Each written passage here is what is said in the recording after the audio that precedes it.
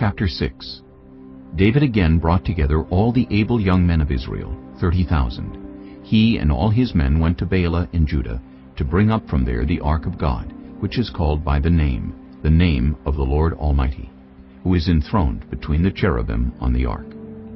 They set the ark of God on a new cart, and brought it from the house of Abinadab, which was on the hill. Uzzah and Ahio, sons of Abinadab, were guiding the new cart with the ark of God on it, and Ahio was walking in front of it.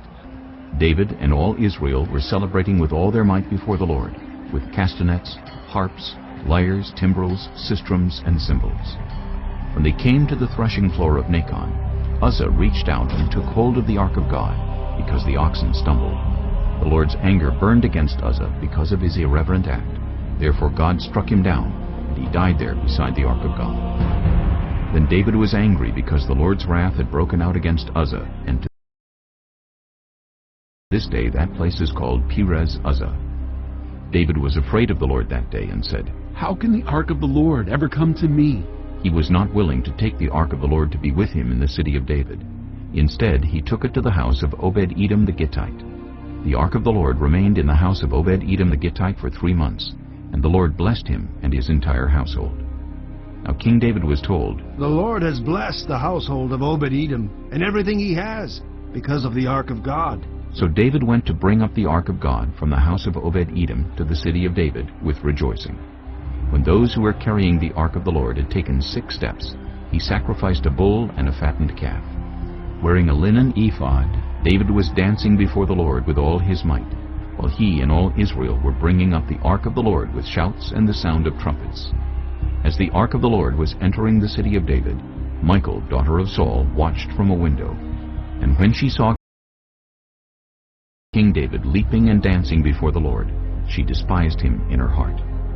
They brought the ark of the Lord and set it in its place inside the tent that David had pitched for it. And David sacrificed burnt offerings and fellowship offerings before the Lord. After he had finished sacrificing the burnt offerings and fellowship offerings, he blessed the people in the name of the Lord Almighty. Then he gave a loaf of bread, a cake of dates, and a cake of raisins to each person in the whole crowd of Israelites, both men and women, and all the people went to their homes. When David returned home to bless his household, Michal, daughter of Saul, came out to meet him and said, "How the king of Israel has distinguished himself today, going around half naked in full view of the slave girls of his servants, as any vulgar fellow would."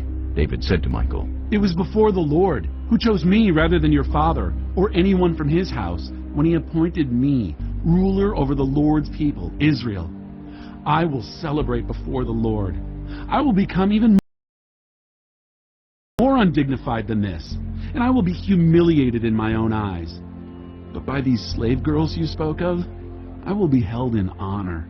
And Michal, daughter of Saul, had no children to the day of her death.